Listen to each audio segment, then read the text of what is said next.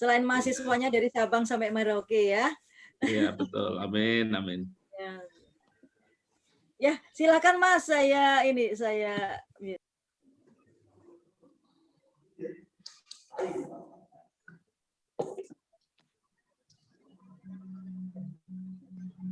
Oh, ada Pak Wadek juga nih, Pak Wadek akademik, Pak Dr. Mamat Rahmat ini Wakil Dekan.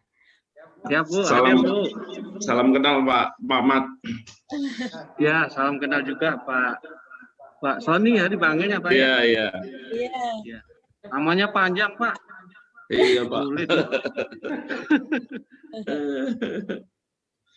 Pak Dekannya sedang ada tamu dari ini ke Kominfo, Mas Sony. Oh ya. Dan kita nanti menjadi pusat untuk ini juga sih rencananya untuk standarisasi pengujiannya dan seterusnya begitu. Oh bagus ini. Ya, karena kan memang kita Telkom ya ininya. Iya. Ya, jadi kegiatannya aktivitasnya ke sana semua, jadi pas lah. Amin, Ya, amin. monggo Pak Dekan dan Pak Umar, saya baik. Mbak Ramli sudah siap? Baik, Bapak Ibu sekalian, berhubung sudah jam 9, kita mulai saja acara pagi hari ini. Waktu saya sampaikan ke pembawa acara.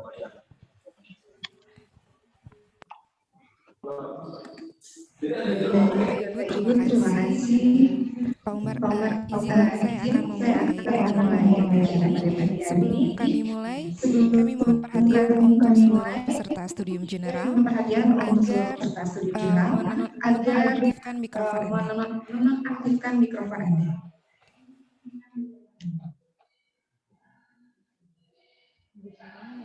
Baiklah Bapak Ibu yang kami hormati. Assalamualaikum warahmatullahi wabarakatuh. Selamat pagi yang terhormat Bapak Dr. Leonardus Wahyu sebagai narasumber pada pagi hari ini. Yang kami hormati Ibu Rina Puji Astuti selaku Wakil Rektor 4 Telkom University. Yang kami hormati Wakil Dekan 1 Fakultas Teknik Elektro Bapak Dr. Mamat Rahmat. Yang kami hormati Wakil Dekan 2 Fakultas Teknik Elektro Bapak Dr. Koredianto Usman. Yang kami hormati Kaprodi S1 Teknik Komputer Fakultas Teknik Elektro Bapak Umar Ahli Ahmad sekaligus sebagai moderator pada studium general pada pagi hari ini. Dan tentunya rekan-rekan mahasiswa Telkom University yang kami banggakan.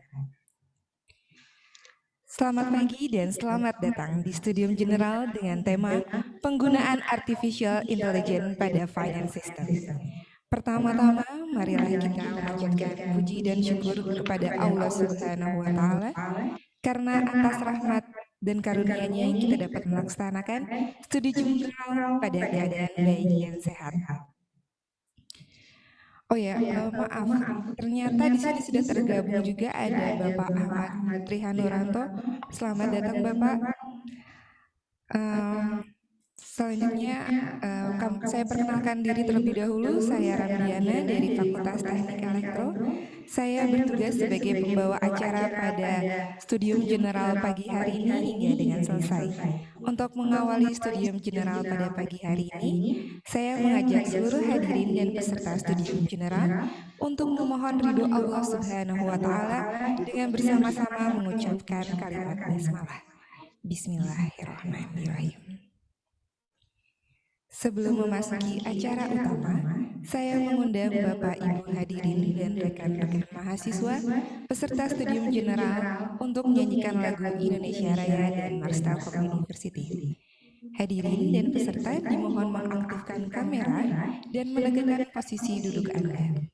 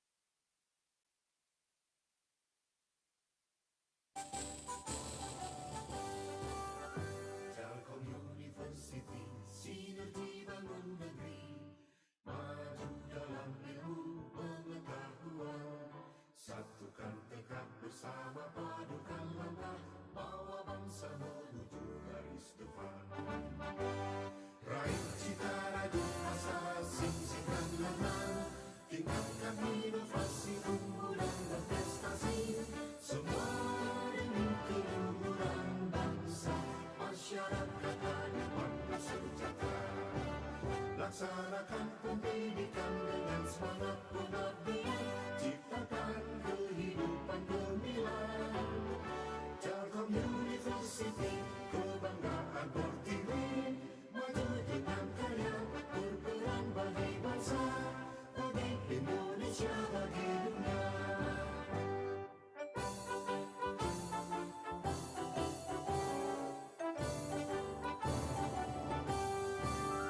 Telkom University, sinergi bangun negeri, maju dalam ilmu pengetahuan, satukan tekad bersama, padukan langkah, bawa bangsa menuju garis depan.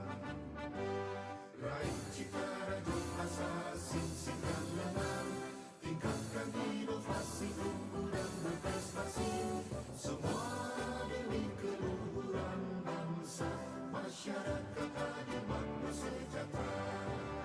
Laksanakan pendidikan dengan semangat pengabdian, ciptakan kehidupan gemilang. Telkom University, kebanggaan Pertiwi, maju dengan karya, berperan bagi bangsa, bagi Indonesia, bagi dunia.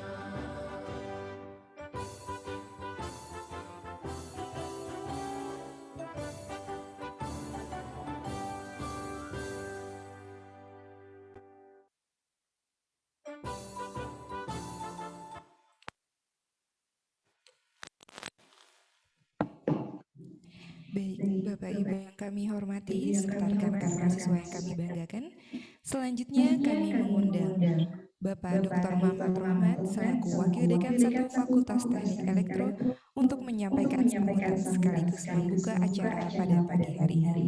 Kepada Bapak Mamat Rahmat kami persilahkan.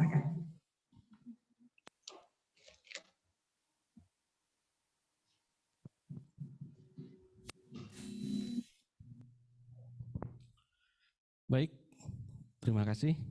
Bismillahirrahmanirrahim. Assalamualaikum warahmatullahi wabarakatuh. Yang saya hormati Bapak Leonardus Wahyu sebagai pembicara Studium General pagi hari ini.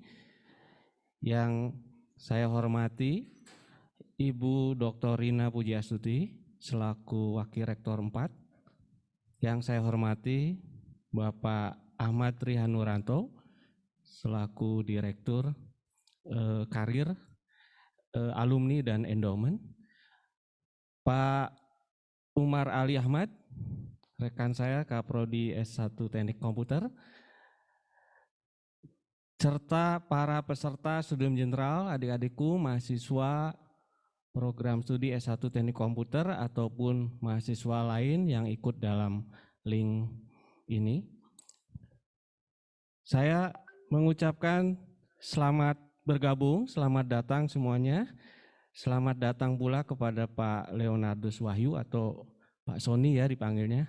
Selamat datang kembali ke Telkom University Pak. Kalau dahulu STT Telkom ya. Mungkin dalam sambutan ini saya tidak banyak memberikan kata-kata ya. Hanya mungkin memberikan nostalgia kepada Pak Sony ya. Sewaktu di STT Telkom barangkali 95 Bapak lulus ya. Waktu itu masih kecil. STT Telkom hanya mungkin 2 atau 3 program studi ya. Ada S1 Teknik Telekomunikasi, S1 Teknik Informatika, serta S1 Teknik Industri. Sekarang STT Telkom sudah menjadi Telkom University dengan memiliki 7 fakultas, terbesar dari Fakultas Teknik Elektro, kemudian Fakultas Ekonomi Bisnis, Fakultas Rekayasa Industri, Fakultas Informatik, Fakultas Komunikasi Bisnis, serta Fakultas Industri Kreatif dan Fakultas Ilmu Terapan. Jadi ada 7 fakultas. Fakultas Teknik Elektro yang dalam hal ini sebagai tuan rumah untuk studium general kali ini memiliki 5 program studi S1. Ada S1 Teknik Telekomunikasi, S1 Teknik Elektro, S1 Teknik Komputer, S1 Teknik Fisika, serta yang terakhir muncul yang baru lahir di tahun ini adalah S1 Teknik Biomedis. Kemudian ada S2 Teknik Elektro. Nah, prestasi Telkom University ini tidak pernah lepas dari kiprah alumni. Jadi salah satunya Pak Sony ini yang turut membawa besar nama Telkom University juga sebagai alumni dari Teknik Telekomunikasi yang bisa menembus ke jenjang pimpinan di Telkom Group. Ini suatu prestasi yang sangat membanggakan. Kami sebagai perguruan tinggi yang turut istilahnya memberikan beberapa ilmu yang dulu kami berikan, sekarang sudah termanfaatkan secara baik bagi nusa bangsa serta masyarakat. Salah satu prestasi yang paling tinggi juga yang sekarang baru-baru diraih oleh Telkom University adalah Telkom University menjadi satu-satunya program studi PTS swasta ya, perguruan tinggi swasta pertama yang meraih predikat unggul. Kemudian di Fakultas Teknik Elektro sendiri telah menyumbangkan 2 program studi telah terakreditasi unggul yaitu S1 TT dan S1 Teknik Elektro. Segera menyusul nanti akan ada pula S1 Teknik Komputer yang kita doakan insya Allah tahun ini akan divisitasi menjadi unggul pula. Baik, kemudian tentang SG itu sendiri, SG ini Studium General merupakan budaya kuliah umum yang selalu diselenggarakan di tiap program studi, berisi sharing-sharing atau pengalaman alumni ataupun praktisi ataupun dari pemerintahan yang kira-kira dapat membantu mahasiswa dalam hal untuk berkarir di masa depan, menumbuhkan kepercayaan diri, menumbuhkan leadership dan sebagainya. Saya kira itu saja yang bisa saya sampaikan dalam sambutan kali ini. Sekali lagi saya mengucapkan apresiasi yang sangat besar terutama buat Bapak Leonardus Wahyu atas kesediaannya untuk kembali memberikan sharing pengalaman kepada adik-adik mahasiswa, dan adik-adik mahasiswa harus memperhatikan semua ya, karena ini semua pengalaman itu adalah guru yang paling berharga. Jadi tidak salah kalau kita berguru pada pengalaman yang dalam hal ini dialami oleh alumni dari Telkom University sendiri. Baik, saya ucapkan selamat mengikuti studium general. Dengan ini saya buka pula studium general pagi hari ini dengan menyebut asma Allah, bismillahirrahmanirrahim.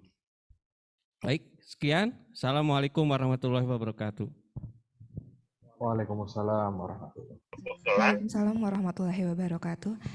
Terima kasih atas sambutan dan pembuka acara untuk kepada Bapak Dr. Mamat Rohmat.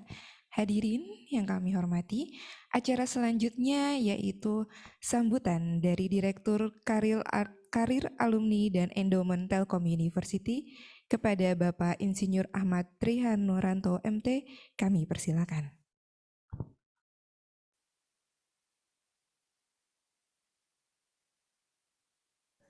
Warahmatullahi wabarakatuh. Selamat pagi dan salam sejahtera untuk kita semuanya. Puji syukur kita panjatkan kepada Tuhan yang Maha Pengasih dan Penyayang. Alhamdulillah dengan izin dan ridho-Nya pagi hari ini kita semua berkumpul dalam forum Zoom online yang insya Allah mendapatkan berkah dari Tuhan yang Maha Kuasa. Yang saya hormati Bu Rina Puji Astuti, Wakil Rektor 4, yang beliau juga keluarga elektro, beliau alumni sama seperti saya juga alumni di elektro juga, alumni di dekanat di elektro. Kemudian Pak Mamat Rohmat, Wakil Dekan Akademik di elektro, Mas Umar Ali Ahmad, ini Kaprodi, ini sekaligus dulu mahasiswa saya, jadi saya agak sulit memanggil Pak Umar gitu. Ini sama juga tentunya yang sangat saya hormati dan banggakan, pagi hari ini kita beruntung sekali, berbahagia sekali, ini telah hadir Mas Leonardus Wahyu Wasono atau kita akrab memanggilnya Mas Soni. Selamat datang kembali ke kampus Mas Soni. Ini meskipun lewat virtual dulu, nanti tolong kami dikabari bisa ketemu langsung di kampus dan mungkin lihat-lihat lagi asramanya dulu, ruang kuliahnya dulu, ruang praktikumnya dulu seperti apa. Dan tentunya ini adik-adik sekalian mahasiswa teknik elektro, teknik komputer yang sangat saya banggakan. Jadi seperti yang disampaikan oleh Pak Mamat tadi, ini forum ini studium general ini adalah forum yang sangat berharga untuk mengambil pelajaran berharga, dan tentunya ini hadir pagi hari ini alumni, saya nyebutnya notable alumni yang luar biasa, karena Mas Soni ini dulu ini kalau nggak salah bimbingannya Bu Rina ini, jadi dulu ceritanya ini beliau itu memang ahli radio, tapi setelah berkarir di Telkom akhirnya ternyata sangat bisa menguasai finansial atau sisi finance, dan beliau pun akhirnya menyelesaikan doktornya di bidang finance kalau nggak salah ya Mas Soni ya, dan dengan sekian puluh jurnal atau paper internasional yang notable gitu. Jadi sudah tidak perlu diragukan kapasitas beliau sebagai ilmuwan di sisi finance, dan tentunya juga dari sisi profesionalisme kalau dilihat dari gelar sertifikat. Jadi belakangnya ada GPA, GMA, jadi itu adalah bukti bahwa beliau memang sangat profesional di accounting atau di finance. Dan ini sekaligus menunjukkan kepada adik-adik mahasiswa semua, karir di elektro itu luar biasa luas gitu. Jadi teknik komputer di elektro itu bisa kemana-mana gitu.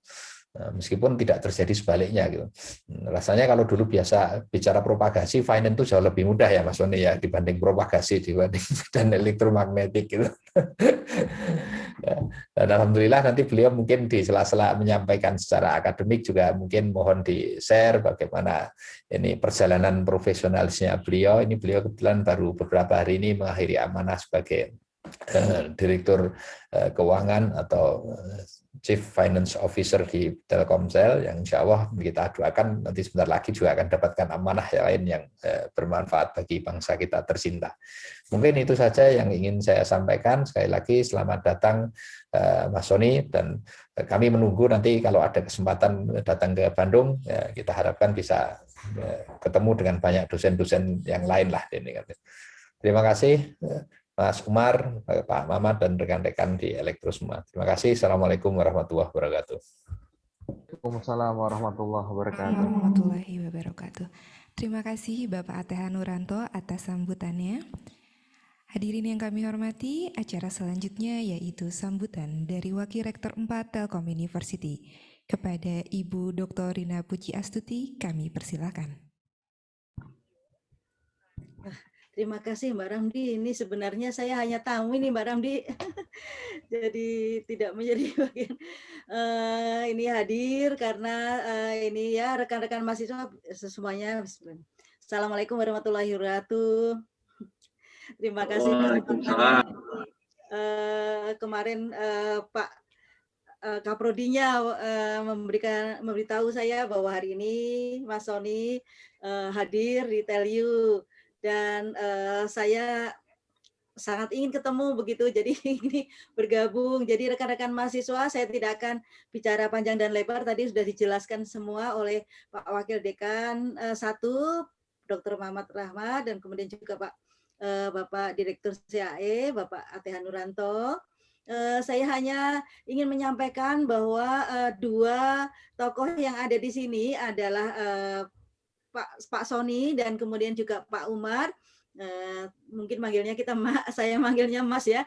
Dua-duanya kebetulan adalah mahasiswa saya waktu sekolah dulu, ada yang di S1, waktu satunya lagi waktu S2 ya Mas Umar.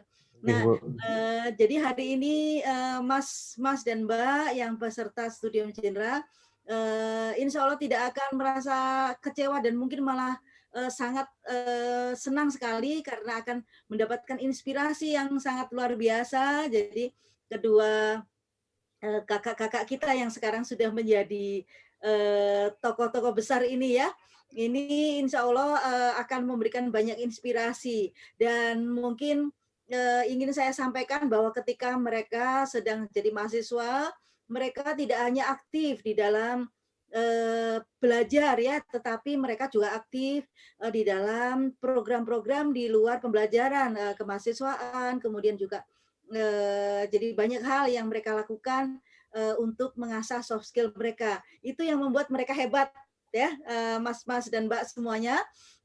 Jadi saran saya, meskipun ini erawanya COVID, semua belajar dari rumah, mudah-mudahan cepat kita bisa onsite lagi. Tetapi pesan saya adalah jangan hanya belajar, tapi kembangkan potensi kalian dengan kegiatan-kegiatan yang non akademik, ikut lomba-lomba, ada membentuk teamwork di sana, itu akan membuat kalian hebat seperti kakak-kakak yang ada, yang nanti akan menyampaikan inspirasinya. Terima kasih. Assalamualaikum warahmatullahi wabarakatuh. Waalaikumsalam warahmatullahi wabarakatuh. Terima kasih Bu Rina atas sambutannya, ditodong sedikit ya Bu.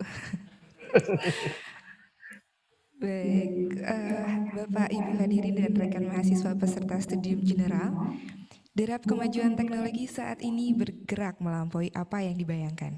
Betapa tidak, hampir setiap hari kita disuguhkan informasi-informasi terkait pengaplikasian teknologi di segala lini.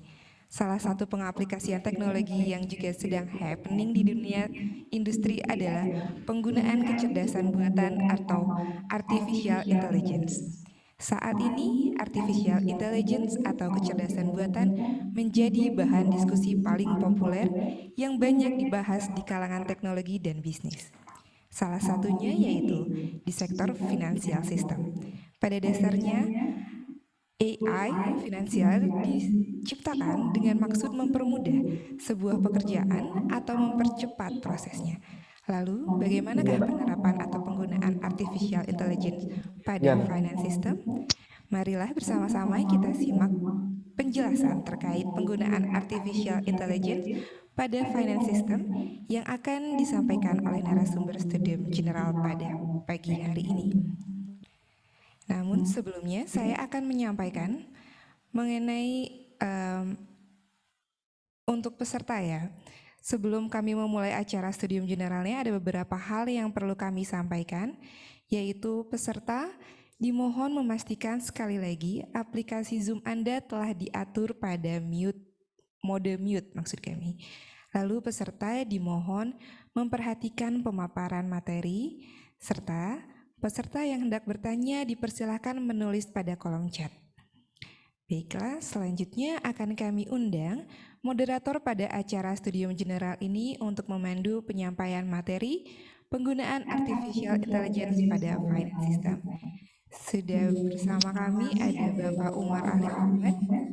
Beliau adalah Kepala Program Studi S1 Teknik Komputer di Fakultas Teknik Elektro. Gimana Pak Umar, sudah siap? Siap. Baik Pak Umar, kalau begitu saya persilakan kepada Pak Umar untuk memulainya. Baik, terima kasih Mbak Ramdi atas pembuka acara pada pagi hari ini ya. Bismillahirrahmanirrahim. Assalamualaikum warahmatullahi wabarakatuh. Selamat pagi Mas Sony, selamat pagi Bapak Ibu pimpinan Telkom University yang berkenan hadir di acara kita pada pagi hari ini. Dan juga seluruh mahasiswa, khususnya mahasiswa S1 Teknik Komputer Fakultas Teknik Elektro dan juga mahasiswa maupun alumni yang ternyata bergabung di acara kita pada pagi hari ini. Baik, sebelum pemaparan yang akan kita berikan ke Mas Sony, sebelumnya saya ingin membacakan CV gitu ya. Jadi adik-adik sekalian, rekan-rekan mahasiswa ya, ini kesempatan yang sangat luar biasa kita bisa ikuti pada pagi hari ini. Mas Sony ini boleh dibilang alumni STT Telkom dulu gitu ya, angkatan 92, di mana selisih 11 tahun ya dengan saya. Jadi saya kebetulan angkatan 2003, Mas Sony, jadi cukup jauh ya bedanya. Hanya saja jika dilihat dari prestasinya, kita bisa lihat beliau menamatkan S1, lalu melanjutkan S2 di Melbourne, di Australia, dan kembali menamatkan S3-nya di dalam negeri ya, di BINUS. Dan suatu hal yang sangat mengejutkan, ternyata untuk lulus dari program doktoral di BINUS, Mas Sony ini bisa menyelesaikan dengan jurnal internasional sebanyak 35 buah gitu ya. Dan ini sebuah pencapaian yang saya rasa bagi mahasiswa S3 itu sesuatu yang sangat sulit gitu ya, karena biasanya syarat lulus kita hanya 1 atau 2 jurnal, ini sampai 35, jadi luar biasa. Luar biasa berikutnya adalah sebagai mahasiswa, ternyata beliau merangkap saat itu sebagai pimpinan gitu ya perusahaan besar, yakni Telkomsel maupun sebelumnya pernah di Telkom Internasional. Jadi kalau kita semua bisa lihat di sini rekan-rekan mahasiswa, banyak sekali penghargaan yang beliau dapatkan gitu ya selama berkarir di industri telekomunikasi maupun di industri TIK ya, di industri IT. Nah, ini menurut saya sangat suatu contoh yang sangat bagus ya. Dan mumpung kita masih di kampus, masih di lingkungan akademik, apa yang bisa kita pelajari dari perjalanan karir beliau akan membawa kita untuk meniru gitu ya, meniru langkah keberhasilan yang sudah beliau tetapkan. Betul tadi seperti yang Pak Ate sampaikan ya, kita terkadang tidak perlu berkecil hati gitu ya. Dengan belajar dari Mas Sony yang notabene alumni Teknik Elektro bisa juga menguasai bidang lain ya. Dalam hal ini bidang finance atau keuangan. Ini sesuatu yang menurut saya sangat inspiratif ya. Dan ketika kita menjalani dengan passion dan kerja keras akan memudahkan itu semua untuk menjadi suatu tujuan hidup kita. Baik, mungkin itu dulu Mas Sony pembuka dari saya. Kepada seluruh mahasiswa, saya ingatkan kembali untuk memenuhi mata kuliah studium general kali ini, jangan lupa untuk membuat resume dari materi kita hari ini, dan kita akan kumpulkan seperti biasa maksimal hari ini jam 9 malam melalui MS Teams masing-masing. Yang kedua, sudah disiapkan beberapa souvenir ya bagi penanya di sesi kali ini ya. Jadi siapkan pertanyaan terbaik kalian. Nanti setelah Mas Sony menyelesaikan presentasinya, kita adakan diskusi sekitar 30 menit. Nah, disitulah nanti kita akan pilih ya, siapa yang akan mendapatkan souvenir menarik dari Direktorat CAE Telkom University. Sementara itu dulu pembuka dari kami, moderator. Selanjutnya waktu dan Zoom saya serahkan ke Mas Sony. Silakan Mas Sony. Terima kasih Mas Umar. Assalamualaikum warahmatullahi wabarakatuh. Salam sejahtera bagi kita semua. Mungkin saya sapa dulu Bu Rina. Jadi ini mungkin satu kebanggaan lah, karena sudah berapa tahun saya belum kembali menginjakkan ke kampus tercinta, terutama Telkom University. Jadi ini satu awal yang bagus juga, bahwa saya diberi kesempatan untuk sharing pengalaman lah intinya. Karena kalau kita bicara ke teknik elektro, kemudian ke computer science, mungkin saya sudah meninggalkan jejak itu hampir lebih dari 10 tahun. Dalam arti saya fokus ke dunia keuangan. Kenapa saya berpindah ke keuangan? Karena saya melihat dari seluruh keputusan, dari seluruh proses yang ada, itu muaranya akan di keuangan. Demikian juga dengan proses implementasi di sisi artificial intelligence. Semuanya tidak terlepas juga dari bagaimana kita melihat opportunity bisnis yang nantinya salah satunya berdampak juga dari sisi keuangan juga. Sehingga mungkin materi yang akan saya sampaikan akan lebih fokus bagaimana implementasi AI ini dari sudut pandang keuangan dan manajemen. Karena keputusan untuk memilih salah satu teknologi tidak terlepas juga dari keputusan bagaimana kita memastikan teknologi yang kita pilih, yang kita invest, sejalan dengan apa yang menjadi objektif dari manajemen dan juga dari sisi Direktorat Keuangan untuk mengimplementasikan. Jadi ini saya akan banyak fokus dari sisi manajerial, use case yang akan saya sampaikan bagaimana implementasi dari AI ini lebih bicara use case dari apa yang sudah menjadi ketetapan dari sisi top manajemen, mulai dari visi misinya sampai bagaimana kita bisa mengimplementasikan. Terus terang implementasi dari AI, terutama RPA ini sangat intensif lalu. Jadi ini satu hal yang baru yang berkembang, sangatlah munculnya COVID tahun 2020, di mana kita tidak bisa bekerja secara manual, semuanya harus dalam bentuk online. Nah, disitulah kebutuhan itu sangat cepat. Sekarang kita lagi develop, terutama di Telkomsel, yang sudah ini sudah kita running, sekarang ada 16 bot, dan mostly itu di keuangan. Kemudian plan kita sebenarnya di Telkomsel adalah mengimplementasikan sampai 94 bot. Jadi untuk RPA, untuk mensupport bagaimana proses manual yang ada itu bisa tergantikan atau bisa dipercepat dengan adanya RPA dan artificial intelligence. Kemudian yang kedua yang perlu disampaikan juga, salah satu dampak dari implementasi RPA dan AI yang signifikan yang mungkin kita harus perhatikan juga adalah bagaimana kita bisa, salah satunya adalah personel yang ada di proses yang kita lakukan otomisasi. Karena dampak dari RPA dan juga ML itu sebagai artificial intelligence itu sangat signifikan. Jadi kalau kita lihat datanya secara fakta yang kita sudah running di 16 bot, itu kita punya saving sekitar hampir di atas 80%. Dari apa yang kita lakukan, aktivitas manual yang dulunya kita lakukan secara manual.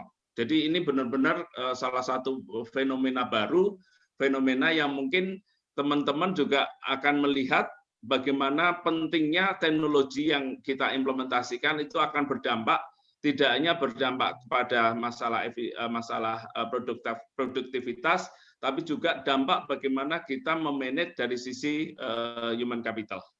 Jadi mungkin itu sekilas yang akan saya sampaikan. Jadi saya nggak akan banyak teknis, tapi akan saya larikan dengan apa yang menjadi reposisi, kenapa kita perlu dan dan seperti apa sih supportnya, terutama pada saat kita mengembangkan sistem keuangan di perusahaan-perusahaan besar seperti Telkomsel. Oke, jadi next please.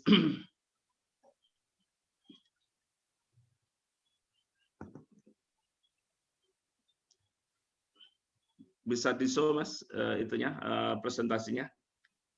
Baik, proses Bang. Oke. Jadi mostly yang akan saya bicarakan, pertama saya akan bicara teknologi yang seperti apa dari sisi computer science dan elektro yang perlu kita kembangkan, terutama untuk mensupport sistem keuangan. Itu yang bab pertama yang akan kita bicarakan. Yang kedua kita akan bicara masalah bagaimana transformasi itu terjadi, karena tidak terlepas teknologi itu adalah teknologi itu bukan satu yang kritikal, tapi bukan sesuatu yang akan menjadi kalau saya bilang itu menjadi parameter utama, karena teknologi kita bisa beli, yang paling penting adalah strategi, yang paling penting adalah people, strateginya itu yang paling penting. Makanya bab kedua saya akan bicara strategi. Kemudian yang ke bab ketiga saya akan bicara masalah bagaimana kaitannya strategi itu dengan financial transformasi. Kemudian yang terakhir, bagaimana teknologi itu mensupport, terutama artificial intelligence yang akan terimplementasi di Telkomsel. Jadi overall adalah saya melihat secara framework manajerial. Kemudian yang kedua bahwa teknologi adalah sifatnya enabler. Bahwa teknologi adalah sifatnya mensupport apa yang jadi objektif dari perusahaan. Kalau kita mulai dengan yang pertama, apa sih tren teknologi di finance? Next please. Nah, sebenarnya ada beberapa teknologi yang sekarang sangat-sangat berkembang dan ini butuh masif juga investment yang sekarang juga running di Telkomsel. Yang pertama cloud computing. Jadi cloud computing ini adalah salah satu paradigma baru juga dan kita sebenarnya di Telkomsel sudah mengimplementasikan juga, terutama pada saat kita bicara cloud computing itu kaitannya dengan machine learning dan juga kaitannya dengan analytical. Karena kalau kita sudah menggunakan cloud computing dimanapun dan kapanpun kita akan bisa melakukan akses terhadap data yang ada. Yang kedua yang paling kritikal juga adalah cyber security.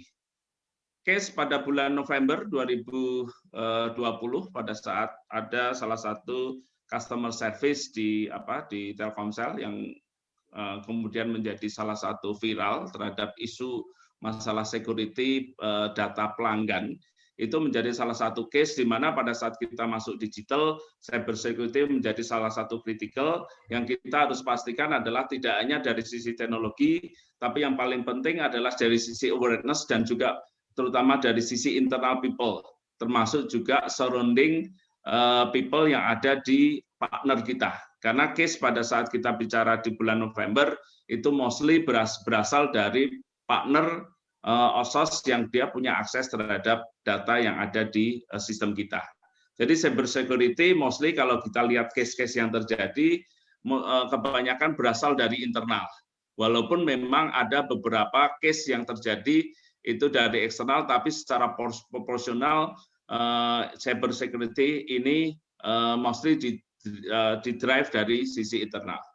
Kemudian yang sekarang sedang berkembang adalah blockchain. Blockchain ini adalah salah satu sistem distributed general ledger yang berkembang di dunia, yang dipercaya akan menjadi salah satu sistem distributed yang memiliki kemampuan yang lebih cepat dan juga lebih secure dibandingkan sistem yang sekarang. Sehingga kalau sekarang kita punya kayak clearing house, dengan adanya blockchain ini diharapkan itu bisa hilang, sehingga dari sisi prosesnya akan lebih cepat dan juga dari sisi security-nya juga bisa aman. Nah, blockchain ini masih dalam tahap development. Kemarin ada usulan juga untuk menggunakan blockchain untuk kita bisa men-trace aset manajemen yang ada di perusahaan. Jadi sebenarnya dengan adanya blockchain itu dia akan memangkas birokrasi yang sekarang ada, menjadikan semuanya lean. Jadi kalau dilihat di sini memang kalau kita lihat blockchain pada saat pengembangan saat ini belum ada implementasi yang secara real terimplementasi di perusahaan besar di Indonesia. Kemudian yang keempat, RPA dan machine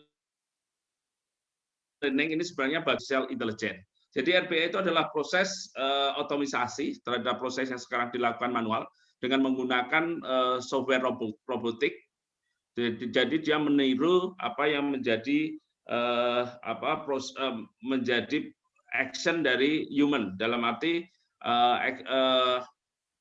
proses yang sekarang ini dilakukan manual dengan robotik dia akan bisa secara cepat menangkap proses-proses rutin sehingga dia bisa mentransform ke dalam bisnis proses yang sekarang running.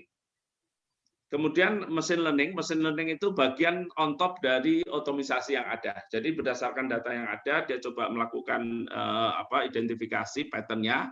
Kemudian dari pattern tersebut dia kemudian mencoba untuk belajar sistem pembelajaran dan kemudian bisa menganalisis bahwa machine learning bahwa sesuatu kejadian itu bisa kita prediksi dan bisa kita antisipasi. Penggunaan machine learning yang sekarang jalan di Telkomsel yang pertama adalah kita menggunakan untuk melakukan fraud management detection.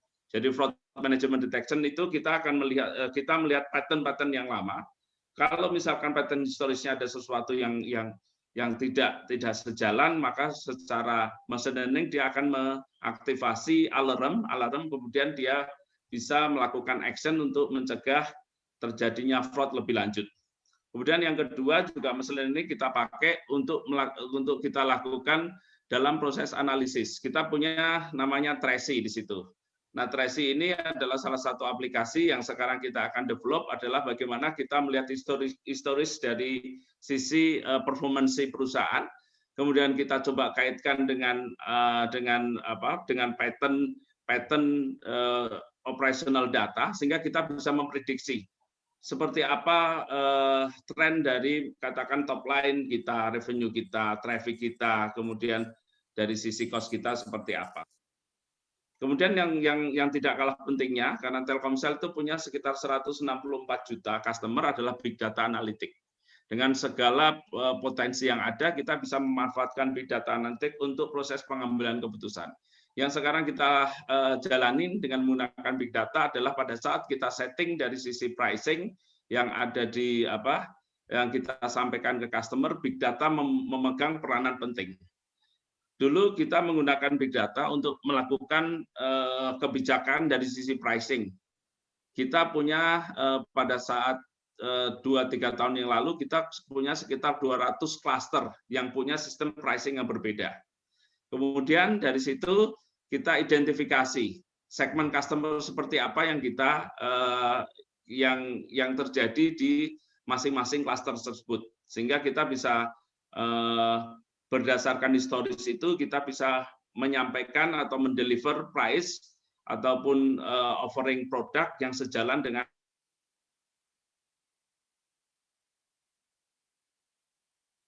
kebutuhan customer.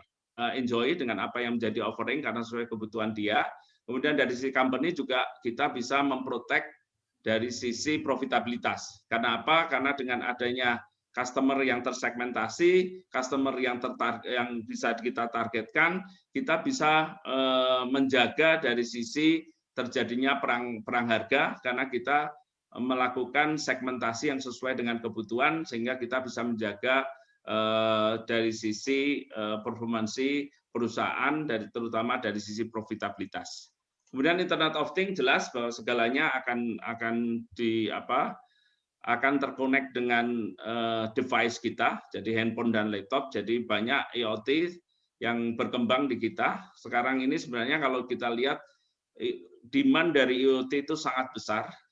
Kalau Anda lihat di Telkomsel itu sebenarnya kalau kita punya revenue target itu sekitar 1T. Jadi Telkomsel aja dengan skema revenue sharing kita bisa dapat 1T, maka IoT itu akan berkembang. Intinya apa? Intinya adalah kunci suksesnya itu adalah sensor, supaya bagaimana kita bisa mengidentifikasi kebutuhan dari dari layanan IoT itu, dan kita bisa mendefine sensor apa yang sesuai, kemudian kita lakukan digitalisasi sehingga Internet of Things ini kita bisa jalan. Next please. Nah, ini sebenarnya apa yang menjadi manfaat dari kita mengimplementasikan AI. Jadi AI yang kita implementasikan ini adalah gabungan antara RPA dan machine learning. Jadi yang utama adalah bagaimana kita akan meningkatkan efisiensi. Yang kedua adalah meningkatkan, mempercepat proses pengambilan keputusan. Dan yang paling utama adalah bagaimana kita bisa meningkatkan kontrol dan governance. Karena segalanya akan transparan, orang nggak akan bisa melakukan backdated, karena pada saat itu juga secara date itu terreflect dari apa yang terjadi di sistem digital. Jadi kalau kita lihat pertama, kalau kita breakdown lebih lanjut adalah pertama insight dalam bagaimana kita meningkatkan pengambilan keputusan, kemudian konsisten karena segalanya terdigitalize, tidak akan ada yang sifatnya intervensi di situ sehingga dia akan selalu konsisten, akurasi karena kalau kita sudah melakukan AI dan otomisasi dan juga machine learning ini, akurasi dengan digital pasti akan lebih bagus dibandingkan dengan proses manual. Tidak akan ada kesalahan karena human, itu yang paling penting. Knowledge retention berkaitan dengan proses kodifikasi dan historical learning, semuanya blok, semuanya log itu ada di situ. Reliability jelas, kalau kita lihat bagaimana dengan adanya digital itu reliability dari sisi proses kita juga bisa terjalan. Kemudian kecepatan proses pengambilan keputusan jelas, audit trail ini kaitannya dengan transparansi, governance, confidentiality dari data yang ada. Kemudian cost, salah satu yang utama dari RPA ini adalah cost saving yang kita bisa clear. Kenapa? Karena kita lihat hasil yang kita running dari 16 bot itu sebenarnya efisiensi yang kita lihat itu secara waktu itu kita bisa save hampir di atas 80% dari proses yang dulunya running lebih dari 100%. Sekarang dengan adanya RPA dan juga machine learning, kita bisa save waktu 80%, akibatnya nanti di human capital bagaimana kita mendevelop. Kemudian yang flexibility ini kaitannya dengan bagaimana kita bisa menyesuaikan. Karena sebenarnya yang kita bangun di artificial intelligence, terutama RPA itu berdasarkan proses yang ada. Sehingga kita sangat fleksibel untuk bisa melakukan perubahan sesuai dengan proses yang sekarang jalan. Yang salah satu utama pada saat kita mengimplementasikan AI, terutama RPA ini adalah bagaimana sebenarnya digitalisasi itu terjadi bukan di sisi core kita, karena core dari sisi keuangan itu kita sebut sebagai ERP, itu adalah sifatnya fix. Sedangkan yang kita digitalisasi, yang kita lakukan implementasi AI mostly adalah di surrounding-nya, sehingga itu sangat fleksibel bagi kita untuk bisa beradaptasi dengan perubahan-perubahan terhadap bisnis proses yang ada, organisasi yang ada, ini sangat-sangat fleksibel. Oke, next please. Nah, ini yang kita lihat. Jadi kalau kita lihat dari sisi keuangan, bagaimana kita melakukan otomisasi, yang pertama adalah teknologi machine learning. Apa yang akan ditransfer oleh artificial intelligence? Pertama, yang machine learning yang best practice-nya itu berkaitan dengan cache rekonsiliasi. Karena di situ juga kita bisa tahu bagaimana machine learning itu bisa belajar dari rekonsiliasi cache yang ada. Kemudian intercompany, terus terang intercompany itu adalah hubungan transaksi antar perusahaan. Jadi tiap bulan kita punya rekonsiliasi intercompany untuk memastikan di sisi accounting adalah transaksi yang kita catat itu align juga transaksi yang ada di perusahaan lain. Karena kalau kita lihat dari sisi di sisi accounting itu pasti kalau ada debit pasti akan ada kredit. Jadi dua hal itu harus matching. Makanya dengan adanya mempercepat itu, performance forecasting ini yang sudah kita lakukan, bagaimana kita menggunakan machine learning based on stories untuk bisa memforecast, judgment based on journey entry validation, kemudian spend optimization. Mostly kalau kita lihat memang machine learning itu sangat dibutuhkan untuk kita bisa melakukan learning terhadap historis dan mengambil keputusan ke depan. Kemudian RPA mostly kalau kita lihat sifatnya adalah rutin, transaksional, itu yang kita digitize. Jadi kalau besarnya AI itu sebenarnya machine learning dan RPA itu mostly bagaimana kita mendigitize dan belajar dari digitalisasi itu kita bisa mengenhance historicalnya untuk proses pengambilan keputusan selanjutnya. Kemudian ada juga beberapa sebenarnya kaitannya dengan AI, teknologi, virtual agent, mostly kalau kita lihat kaitannya dengan rasionalisasi dari P2P dan OTC. Mostly, kalau kita lihat virtual agent ini lebih ke arah dari sisi antara komunikasi antara natural language dengan human, mostly kita bicara semacam voice recognition dan sebagainya. Kemudian computer vision dan text. Jadi ini bagaimana mendigitize sebenarnya kalau kita lihat dari sisi AI teknologi yang lain. Tapi kalau kita lihat core-nya itu sebenarnya adalah machine learning dan RPA. Next please. Nah, kita mengimplementasikan teknologi tidak terlepas juga dari framework besarnya. Framework besarnya adalah bagaimana kita melakukan transformasi di keuangan. Karena salah satu dari sisi visi misi perusahaan di Telkomsel adalah bagaimana kita berubah menjadi digital company. Kenapa kita harus berubah ke digital company? Karena kita lihat valuasi. Kalau kita tidak melakukan perubahan, valuasi itu adalah bagaimana kita melakukan present value terhadap potensial cash flow bisnis perusahaan ke depan. Jadi kalau kita lihat, kalau kita selalu rely dari Telkom industri, kita Telkomsel itu hanya dihargai oleh investor, nilai company atau market cap-nya itu antara 6 sampai 7 kali. Jadi kalau kita punya istilah EBITDA multiple, jadi kalau perusahaan itu punya EBITDA tertentu seperti Telkomsel, EBITDA-nya 50 triliun. Kalau kita hanya bicara kita sebagai cellular company, market cap itu pada saat kita jual ke investor, harga perusahaan 100% itu hanya 7 kali dari EBITDA kita. Jadi sekitar 350 triliun di situ. Tapi kalau kita bisa bicara bahwa kita sebagai digital company, kita sebagai software atau internet company, investor akan menghargai dari EBITDA yang sama 50 triliun, itu dia bisa dikalikan sebesar 44 kali. Jadi dia bisa menghargai Telkomsel itu di angka 2 triliun pada saat dia beli company 100%. Jadi itulah kenapa kita mencoba untuk melakukan transformasi di sisi perusahaan untuk berubah ke digital company yang rely dari software atau internet di situ. Karena valuasi dari perusahaan itu bisa dihargai lebih besar dibandingkan kalau kita hanya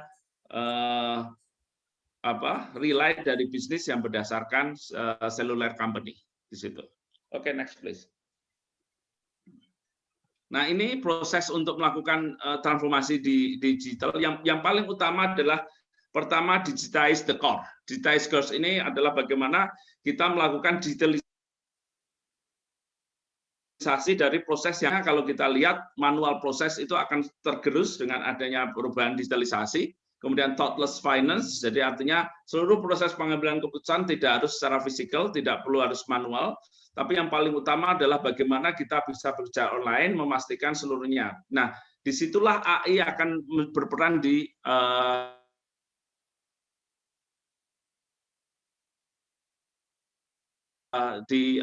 time decision making. Setelah kita lakukan digitalisasi, bagaimana kita menggunakan data-data yang ada. Nah, disitulah kita perlu adanya analytical powerhouse.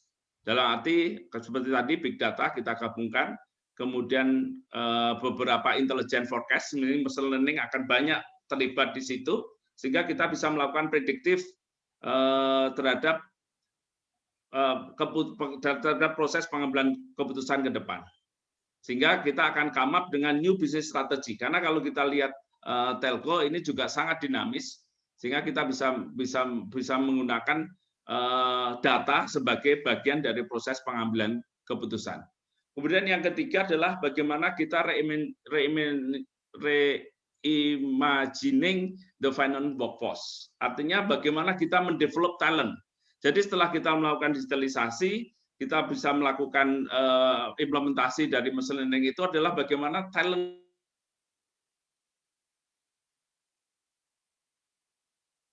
kita kembangkan, karena transformasi digitalisasi adalah people. Jadi kita harus mendevelop people finance supaya dia lebih bisa menggunakan data-data yang ada, dia bisa lebih powerful dalam proses pengambilan keputusan dengan banyak melakukan analisis, sehingga benar-benar kita bisa mensupport apa yang menjadi kebutuhan perusahaan. Oke, next please. Nah, ini sebenarnya journey kalau kita bicara dari tadi digitalisasi the core. Jadi yang utama teknologi itu adalah bagian dari 5 bagian utama pada saat kita melakukan teknologi transformasi. Yang pertama adalah pasti talent, people-nya. Kemudian yang kedua data. Kemudian finance kaitannya dengan bagaimana kita memberikan justifikasi dari sisi investasi. Kemudian teknologinya seperti apa? Kalau kita lihat di sini roadmap-nya mulai dari tradisional ERP, kemudian in-memory ERP. Jadi ini proses journey bagaimana kita mendigitize finance. Kemudian robotic RPA itu adalah bagian di situ, dan next step-nya adalah artificial intelligence dan machine learning. Jadi proses yang sekarang running itu sebenarnya itu baru proses yang keempat. Sebelum kita masuk ke cryptocurrency, quantum computing. Jadi ini mungkin ya masuk sebagai bagian dari revolusi yang kelima, karena revolusi industri yang kelima adalah revolusi industri di mana robotik itu akan saling terkonek. Jadi semuanya proses digitalisasi itu nanti ada staging di mana seluruh interkoneksi terjalin antar robot. Kalau sekarang yang terjadi adalah antar human terintervensi. Nanti pada saat industri resolusi 0.5 itu adalah bagaimana seluruhnya akan terkonek secara otomatis, sehingga nanti peran dari cryptocurrency, quantum computing itu akan benar-benar menjadi milestone yang berikutnya di situ, sehingga seluruh digital finance itu akan terjalin di seluruh perusahaan. Kemudian yang terakhir adalah proses. Jadi kalau kita lihat dari sini sebenarnya teknologi itu 5 parameter pada saat kita bicara proses digitalisasi atau proses pengambilan keputusan di satu perusahaan. Oke, next please. Nah, bagaimana sih yang kedua adalah kaitannya time decision making process. Jadi ini juga satu hal yang nanti kaitannya dengan bagaimana machine learning, kemudian artificial itu sangat penting, karena yang pertama pasti akan dilakukan adalah continuous optimisasi. Jadi RPA ini akan tetap jalan. Kita sudah identifikasi ada 94 proses yang kita akan lakukan optimisasi di Telkomsel. Kemudian data driven itu akan menjadi game ke depan. Kemudian fielding request for data, dalam arti bagaimana kita mengoptimasi data yang ada, mensinthesize menjadi kompleks data, sehingga kita bisa melakukan risk management, managing dari risk yang ada. Kemudian taking charge of digitalisasi. Jadi kita harus melakukan juga evaluasi dan priorisasi dari digitalisasi. Sehingga kalau kita lihat yang pertama dilakukan implementasi RPA adalah di keuangan. Kenapa? Karena di keuanganlah yang proses sangat penting di situ. Karena apa? Karena investasi dan segalanya dari situ. Sehingga pada saat kita melakukan perubahan di sisi otomisasi, sebenarnya prioritas yang paling utama adalah yang kita lakukan di keuangan. Selanjutnya itu berkembang. Karena sebenarnya paling banyak rutin aktivitas kalau di telco adalah di sisi network. Kemudian broadening the enterprise and focusing on growth. Ujung dari seluruh proses ini tidak terlepas juga ujung dari bisnisnya, yaitu bagaimana kita bisa melakukan enabler sehingga bisnis itu bisa berjalan lebih cepat di situ. Sehingga role dari keuangan itu juga melakukan perubahan. Kalau dulunya dianya sebagai accounting hanya mencatat, dia sekarang berubah menjadi business partner. Kemudian ke depan dengan mengkombinasikan dia sebagai business partner menjadi solution provider ke user, dia juga bisa melakukan strategic enabler, mempropos, merekomendasikan terhadap apa yang terjadi. Sehingga transform finance itu tidak hanya dia duduk di belakang, tapi dia juga menjadi semacam kalau di sepak bola itu sebagai gelandang. Dia bisa membantu penyerangan dan dia bisa bertahan. Jadi perubahan yang terjadi terhadap seluruh proses transformasi tidak hanya terjadi teknologi, termasuk peran keuangan juga menjadi strategic enabler di situ. Oke. Next please. Nah, ini yang kita lagi develop. Yang ketiga adalah talent. Talent itu harus merupakan gabungan dari sisi intelligent finance. Jadi kalau misalkan teman-teman sekarang di elektro dan di computer science gitu, nanti pada saat bekerja jangan takut untuk belajar yang lain. Karena pada saat ke depan yang dibutuhkan tidak hanya orang yang hanya tahu teknis, tapi juga dia harus punya broad view. Broad view yang pertama ada professional skill. Itu jelas sesuai dengan apa yang menjadi core dari kompetensi dari teman-teman. Kemudian yang kedua adalah yang paling penting adalah business insight. Karena kalau Anda hanya tahu teknis, Anda kalau berkarir di perusahaan, itu pasti akan sangat susah. Karena apa? Karena beberapa keputusan yang ada itu akan selalu berkaitan dengan bisnis ke depan. Sehingga diharapkan juga dari sisi teman-teman yang lulus dari Telkom University, jadi tidak hanya bicara kuat, tapi Anda punya satu juga view terkait dengan professional skill. Ini kaitannya dengan soft skill, networking, komunikasi, kemudian ada juga beberapa hal yang memang perlu di-develop. Kemudian juga business insight adalah salah satu hal yang sangat penting, karena disitulah Anda akan banyak membantu bagaimana mendrive perusahaan ke depan. Sehingga kalau di keuangan, ini yang coba saya lakukan adalah bagaimana mendevelop talent keuangan itu menjadi intelligent finance. Kombinasi antara accounting, finance, dan juga professional skill serta business insight. Karena dengan adanya perubahan dinamika yang terjadi, keuangan tidak boleh tutup mata.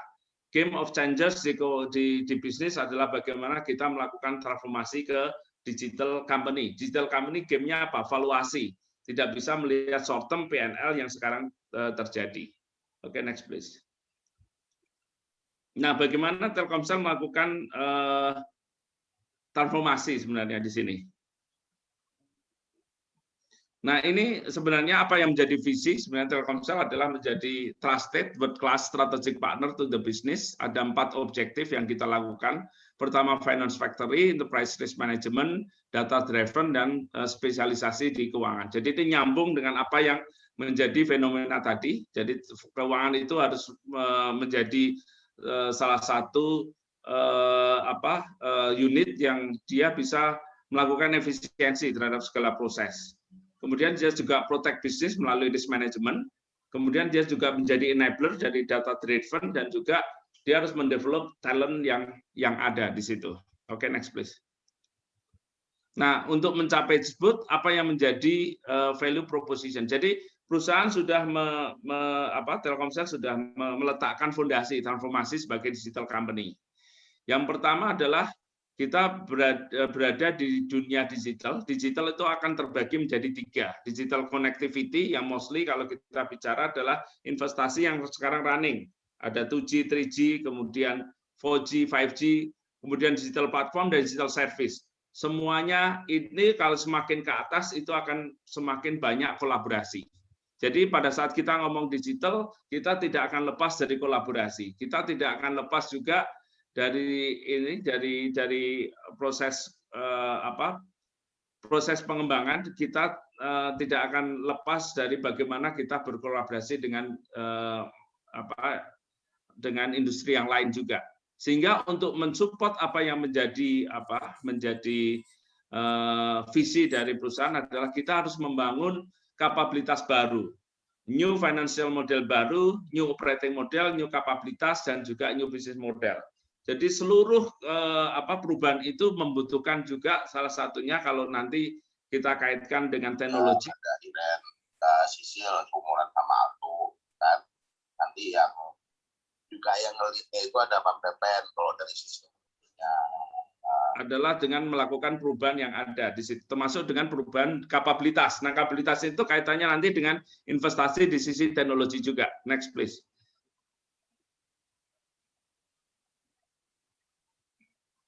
Nah, ini sebenarnya Finance Intelligence Platform. Jadi, core dari seluruh proses yang ada sebenarnya ada di ERP. ERP itu warnanya kuning di situ.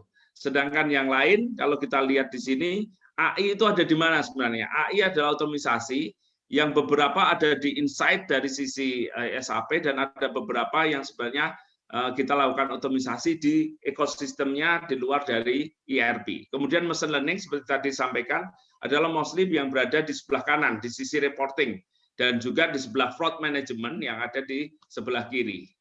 Oke, next please. Jadi visi bagaimana proses decision making seperti yang disampaikan tadi. Jadi power of decision making tadi kita punya empat objektif adalah kita membagi keuangan itu berdasarkan klasternya. Centralized transaction processing mostly bicara efisiensi karena rutin semua ada di situ, shared service ada di situ. Finance business partner adalah bagaimana interface ke user, kemudian center of excellence mostly kita bicara bagaimana mendevelop talent-talent yang ada supaya dia bisa lebih lebih membantu atau mensupport terhadap proses transformasi yang ada. Kemudian yang terakhir adalah corporate headquarter. Jadi intinya kalau kita lihat RPA dan ML atau AI itu akan mostly banyak terjadi di centralized transaction processing. Kenapa? Karena disitulah kita akan melakukan efisiensi optimisasi yang terjadi dan mensupport terhadap peran keuangan kaitannya dengan FVP dan juga Center of Excellence untuk mensupport governance yang ada di headquarter. Next, please. Nah, ini sebenarnya kalau salah satunya untuk bagaimana kita melakukan perubahan, terutama di talent adalah perubahan untuk kompetensi tidak hanya dari sisi bagaimana kita mengupgrade, tapi juga bagaimana kita men-set up juga working process yang terjadi di perusahaan. Makanya kita punya agile working system. Jadi ini kaitannya dengan bagaimana kita bangun kapabilitas individu itu dan kemudian kita libatkan di project untuk melakukan transforming the people. Kemudian develop kompetensi jelas dan yang paling utama adalah kita mendevelop performance management dengan menggunakan OKR. Next please. Nah, ini dampaknya dari sisi ini kemudian terjadi transformasi di sisi people-nya. People yang di sebelah kiri itu adalah benchmark. Benchmark itu pada saat kita melakukan transformasi, people yang selama ini hanya fokus di transactional process, dia mostly pindah ke decision support dan reporting support. Nah, kalau kita bandingkan dengan Telkomsel sebelah kanan, itu mostly hampir serupa.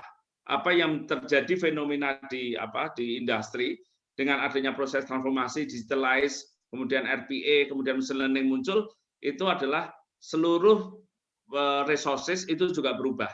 Dari yang sifatnya transaksional sekarang berubah ke decision support dan reporting di situ. Oke, next please. Nah, ini mungkin yang menjadi fokus dari teman-teman, apa sih implementasi yang sudah ada di Telkomsel? Next please. Nah, kita yang sekarang running itu ada 16 booth yang sudah jalan. Yang pertama kaitannya dengan pajak. Pada saat kita meng-create pajak, proses banyak dilakukan oleh manual.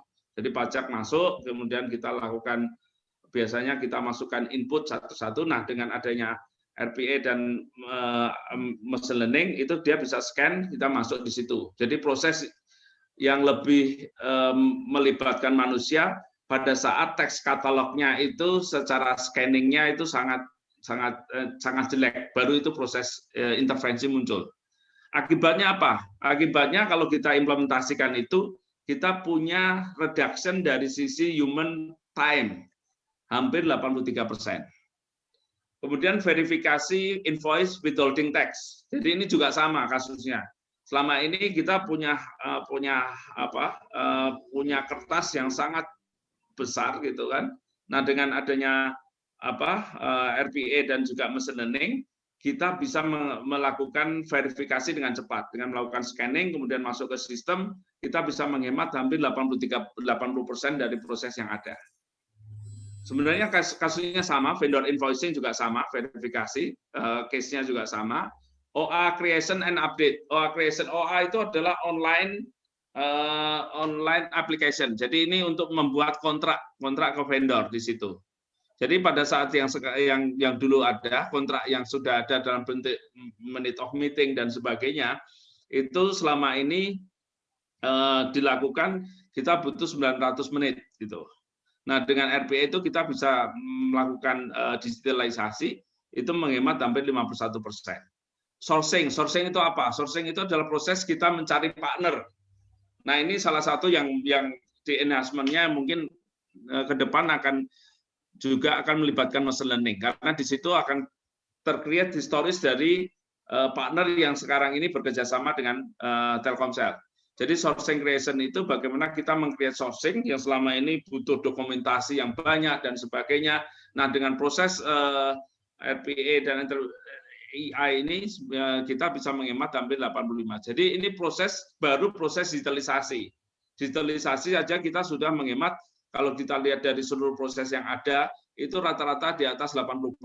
Overall 77%. Jadi kalau kita lihat di sini benefitnya sangat besar, sehingga dari 16 bot yang sudah kita running, kita expand sebenarnya menuju ke 94 bot yang sekarang ini dalam proses pipeline untuk kita develop di tahun 2021. Next please. Nah, ini contohnya RPA, kalau tadi sudah disampaikan.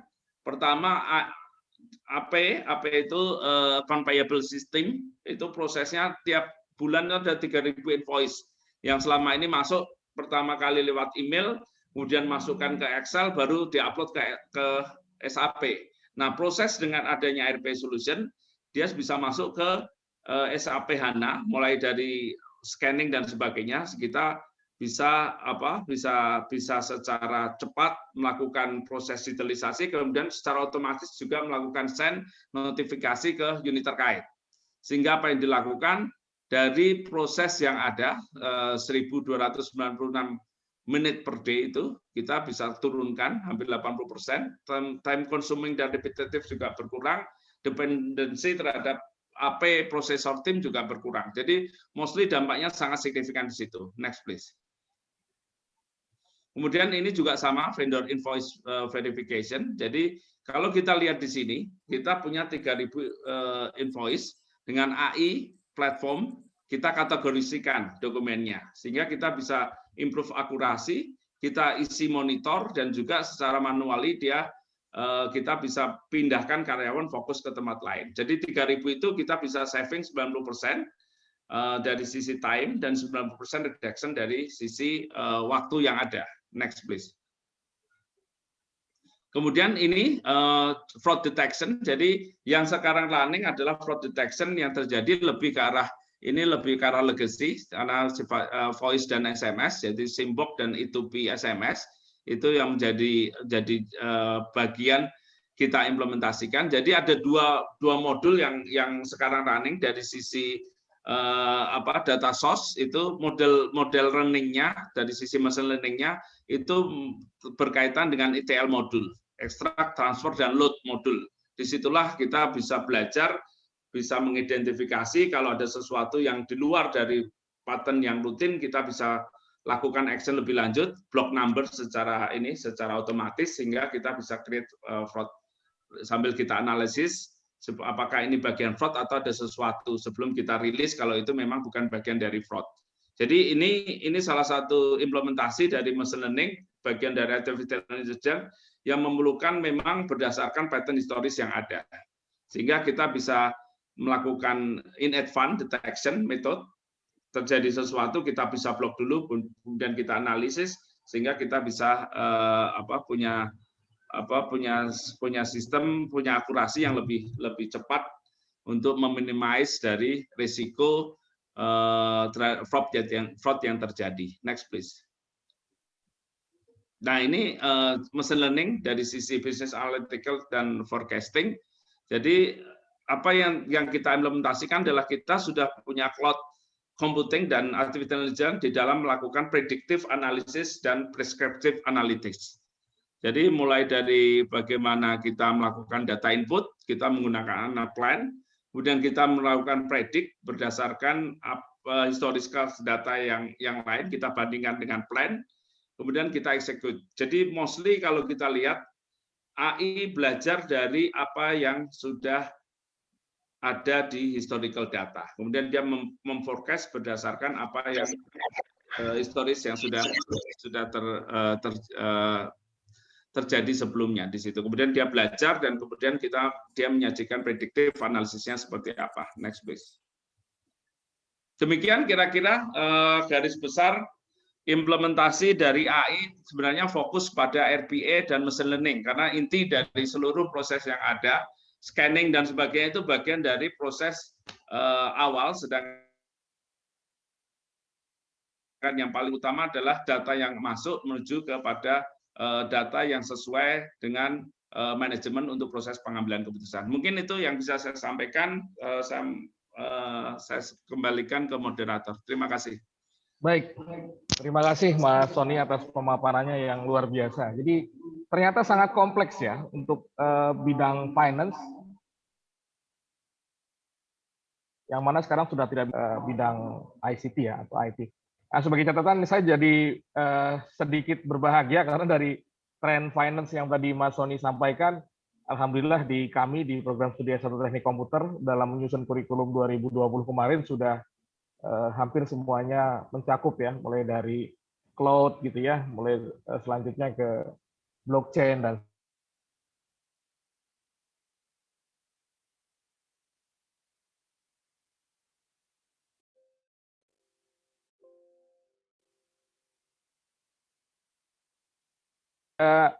tidak hanya dari Telkom University peserta kita pada hari ini ya, saya lihat juga ada beberapa rekan dari Telkom Group dan juga dari kampus lain ya. Kita akan buka sesi tanya jawab ya. Saya sudah mencatat ada 3 mahasiswa yang ingin bertanya. Tapi sebelum ke mahasiswa, Mas Son, saya mau sedikit bertanya, boleh? Ya. Oke, gini. Telkomsel ini kan tadi luar biasa sekali ya, pendapatannya sampai triliunan gitu ya. Dan juga kita tahu bahwasanya kalau bicara AI, kalau kita bicara machine learning dan seterusnya ini kan saat ini di dunia akademik saja itu kiblatnya banyak gitu ya. Dan kalau kita bicara vendor ataupun penyedia teknologi itu kiblatnya lebih banyak lagi gitu ya.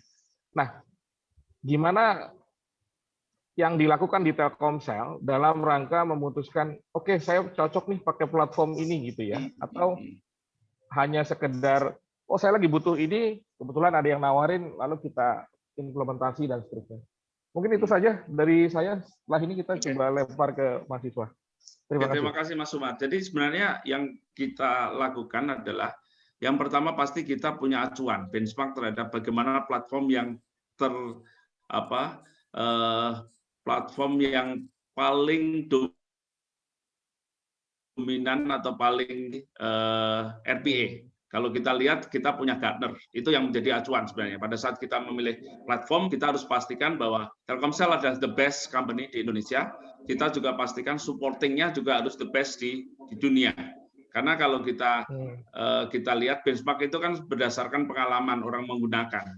Jadi platform yang kita lakukan juga harus the best juga, yang sesuai dengan best practice yang terjadi di dunia. Sehingga platform yang kita lakukan yang kita pilih adalah platform di mana kalau teman-teman bisa cek di Gartner adalah platform nomor 1-nya di dunia. Itu sebagai salah satu parameter. Yang kedua, platform itu akan tetap, sedangkan use case yang kita lakukan, kita explore adalah kita lihat dari sisi kesiapan dari masing-masing unit. Yang tahap awal keuangan, kenapa? Karena keuangan memang sangat butuh untuk itu.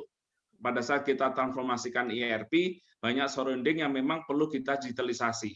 Sehingga keuangan menjadi pionir. 16 bot yang kita masukkan di situ adalah pertama kali bot keuangan yang running. Selanjutnya memang kita expand. Kalau kita lihat datanya yang paling banyak dari sisi RPA dan ML, yang paling banyak adalah di sisi network. Kenapa? Karena kalau kita lihat network, asetnya paling besar, coverage-nya paling luas, dan kompleksitasnya paling tinggi. Bagaimana dia terintegrasi juga dengan financial report. Jadi kalau kita lihat di situ sebenarnya yang pertama kalau dari platform teknologi tadi saya sampaikan adalah sebenarnya willingness dari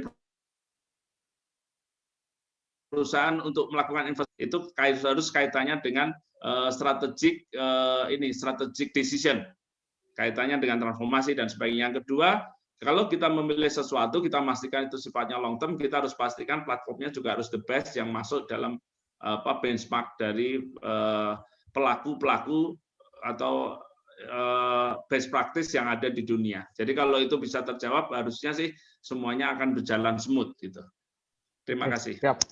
Jadi memang panduannya adalah international recognition dan juga tadi ya tidak serta-merta kita condong ke satu brand atau vendor gitu ya. Siap, terima kasih Mas Sony. Oke, untuk sesi tanya jawab saya buka ya kepada rekan-rekan semua, mahasiswa maupun audiens yang lain. Apabila ada ingin bertanya bisa raise hand atau ketik di kolom chat. Nah, untuk kesempatan pertama saya berikan kepada mahasiswa kami, mahasiswi ya, Mbak Sinta Raudotul, angkatan 2017 ini. 2018, Bapak. Oh, sorry, 2018. Silakan, Mbak Sinta. Baik, terima kasih atas kesempatannya. Perkenalkan, nama saya Sinta, Pak Sony. Saya izin bertanya. Tadi kan disampaikan bahwa Telkomsel ini kan mengubah sistemnya menjadi digitalisasi supaya meningkatkan nilainya ya, Bapak. Nah, seperti kita ketahui bahwa Telkomsel ini dia memberikan investasi kepada Gojek.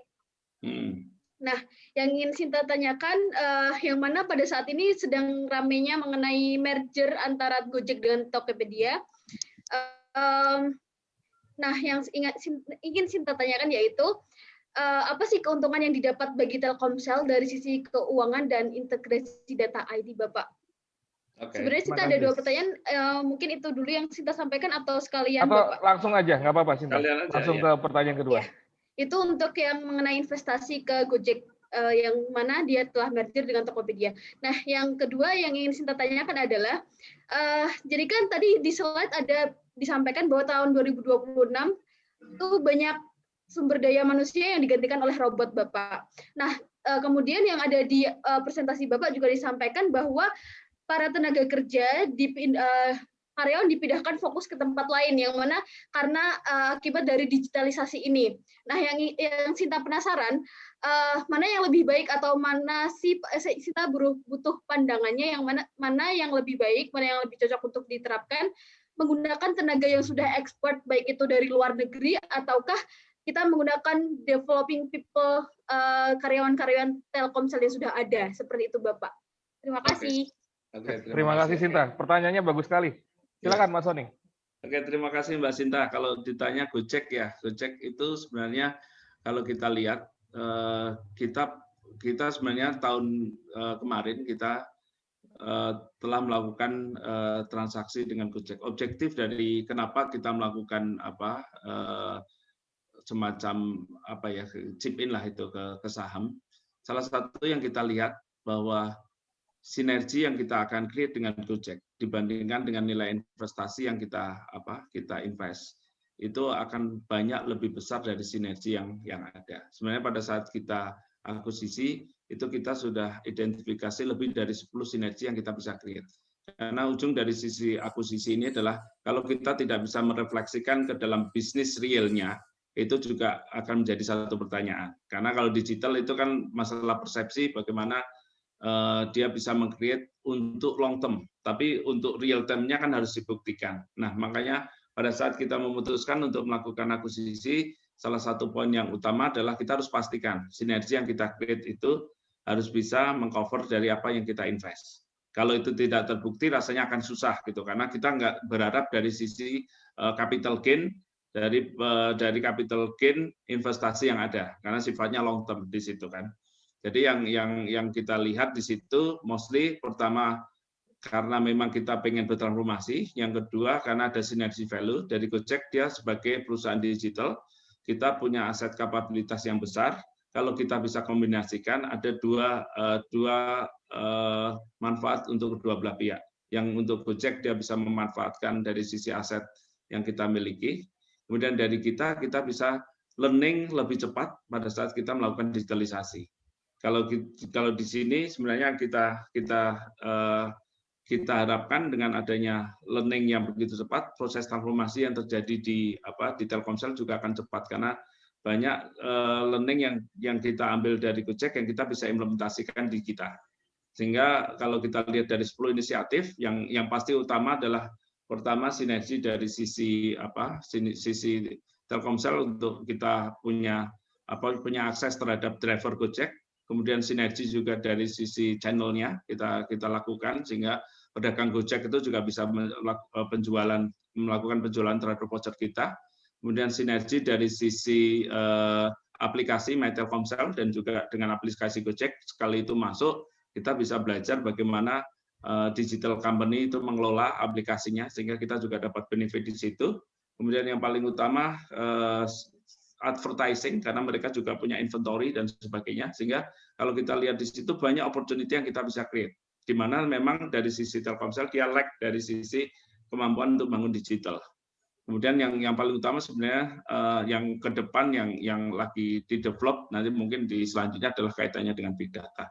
Jadi kalau kita lihat di situ intensi untuk kita melakukan chip in itu sebenarnya adalah bagaimana kita mendapatkan real sinergi dari kolaborasi dengan perusahaan digital. Itu yang pertama. Kemudian yang kedua masalah human capital ya, bagaimana kita mendevelop human capital. Kalau 2028, 2026 seluruhnya akan terkonek, seperti robotik akan terkonek. Sebenarnya kalau kita lihat inti dari people yang ada, itu dia akan strong di sisi culture. Karena culture terhadap sense belonging terhadap perusahaan itu sangat besar. Artinya kalau memang kita melakukan proses transformasi, memang harus akan dikombinasikan. Ada beberapa expert yang memang harus kita rekrut untuk merubah culture juga. Bagaimana dia sudah terbiasa dengan digital culture dia masuk sebagai bagian dari pro hire yang sifatnya memang harus merubah culture sebagai incumbent. Kemudian dari sisi personal SDM Telkomsel itu memang harus di-upgrade. Jadi nggak mungkin kita akan menggunakan 100% pro hire tanpa melakukan upgrade terhadap existing customer. Karena seluruh proses dan sebagainya yang tahu adalah existing personal. Yang kita lakukan adalah kita identifikasi personal yang ada di Telkomsel, mana-mana yang memang kita bisa upgrade untuk kita pindahkan ke aktivitas-aktivitas yang membutuhkan transformasi digital. Kemudian di satu sisi akan ada kombinasi dengan culture dari pro hire. Sehingga diharapkan kombinasi itu dua sisi itu akan mempercepat proses transformasi yang ada. Jadi itu yang kita lakukan sehingga kebutuhan untuk mentransformasikan yang dulu dari transaksional ke arah analisis dan juga ke arah reporting itu bisa terpenuhi dari yang existing customer dan kombinasi pro hire untuk merubah culture supaya proses transformasi digital itu lebih cepat terjadi. Mungkin itu Mbak yang bisa saya jawab, Mbak Sinta. Gimana Mbak Sinta sudah menjawab ya? Iya Bapak, terima kasih banyak atas jawabannya Pak, atas kesempatannya untuk bertanya. Iya, baik, terima kasih Sinta. Mas Sony, ini pertanyaan kedua dari Bayu ya, Bayu Kurnia Pratama, cuman dia sepertinya ada trouble di mic dan kameranya. Dia nanya gini. Alhamdulillah udah bisa Pak. Oh udah bisa, oke. Langsung aja kalau gitu, silakan Bayu. Oke Pak, sebelumnya saya ingin mengucapkan selamat dulu kepada Telkomsel yang udah implementasi 5G dan sebagai operator pertama di Indonesia yang udah mengimplementasikan 5G. Nah, tadi saya sempat mendengar. Nah, yang saya tahu pada televisi itu melakukan segmentasi penonton itu melalui rating dan peta penduduk. Nah, tadi sempat dijelaskan sedikit. Telkomsel melakukan pengguna melalui AI. Nah, di situ rules apa aja sih yang digunakan untuk melakukan segmentasi penggunanya dan apakah ada metode khusus yang digunakan untuk melakukan segmentasi pengguna tersebut? Nah, mungkin itu aja Pak pertanyaan dari saya Pak. Oke. Jadi memang kalau kita lihat segmentasi dengan 164 customer itu memang sangat kompleks ya. Artinya banyak customer yang mungkin dia secara personal dia willing untuk membeli, si kesediaan produknya juga nggak ada. Nah, yang kita lakukan sebenarnya segmentasi yang jelas itu kita bedakan antara high end dan low end customer. Itu udah pasti itu. Dalam arti kalau customernya itu high end, dia pasti akan butuh butuh kompleksitas produk yang lebih kompleks dibandingkan dengan yang low end. Kemudian yang low end itu kita bisa lihat untuk perilaku customer yang sifatnya mungkin mostly kalau kita lihat di sini adalah prepaid. Jadi mereka beli produk yang sifatnya memang sesuai kebutuhan. Jadi kalau kita bicara di situ, salah satu yang selain dari sisi segmentasi low end, high end, pattern-nya kita bisa tahu. Di satu juga karakteristik dari sisi demografi. Kita lihat juga kompetitor ada nggak di situ. Gitu. Dalam arti kalau misalkan kompetitornya sangat ketat, kita bandingkan juga apakah pricing kita sangat kompetitif nggak per segmen yang kita sudah identifikasi. Kita sebenarnya banyak segmen yang kita lakukan sesuai dengan spending dia, pattern dia gitu. Kita bandingkan juga dengan kompetitor apakah kita sangat kompetitif nggak di situ. Untuk kompetitor yang sangat kompetitif kita coba dekatkan walaupun masih tetap premium dengan mungkin kita jaga premiumness. Kenapa? Karena memang dari sisi network kita lebih leading dibandingkan dia, itu salah satu competitive advantage. Kemudian dari sisi di mana non kompetitor kita coba lihat juga affordabilitas dari customer itu seperti apa. Jangan sampai kita offer itu kita akan banyak komplain karena pada saat selalu image-nya adalah Telkomsel mahal. Tapi kalau kita lihat kita bandingkan dalam beberapa bulan kemarin kita banyak melakukan sebenarnya matching dengan kompetitor. Dalam arti value proposisi kita adalah kita mensupport untuk isi broadband. Kenapa broadband itu sangat penting? Usage kita naik hampir 63% di Telkomsel. Fungsinya adalah itu menjadi fundamental. Pada saat kita melakukan transformasi digital, salah satu kriteria yang utama adalah seberapa besar pilot itu digunakan oleh customer. Nah, setelah pilot itu muncul, baru kita bicara monetizing-nya seperti apa. Jadi kalau kita mengkombinasikan AI, kemudian big data dalam proses pembuatan pricing adalah untuk bisa memastikan bahwa customer yang kita tuju dengan produk dan offering yang sama itu apakah matching dengan mereka enggak. Karena kalau kita tidak lakukan seperti itu, dari sisi profitabilitas Telkomsel akan sangat turun. Jadi kalau Anda perhatikan di beberapa bulan yang lalu pada saat customer membeli sesuatu, kadang-kadang dia tidak bisa membeli sesuatu yang mungkin dia ingin, itu yang jadi dampak negatifnya gitu. Karena kita sudah melakukan segmentasi, kita identifikasi pattern-nya customer ini harusnya butuhnya paket ini. Nah, itu yang salah satu yang mungkin kita akan perbaiki ya. Teman-teman Telkomsel mungkin akan perbaiki untuk melihat sebenarnya opportunity ada untuk menjaga tetap dari sisi performa juga bagus. Mungkin juga harus ada respon juga dari market kebutuhannya seperti apa untuk melakukan evaluasi peningkatan selanjutnya. Jadi itu kira-kira Mas apa yang kita lakukan di Telkomsel dulu pada saat saya di sana.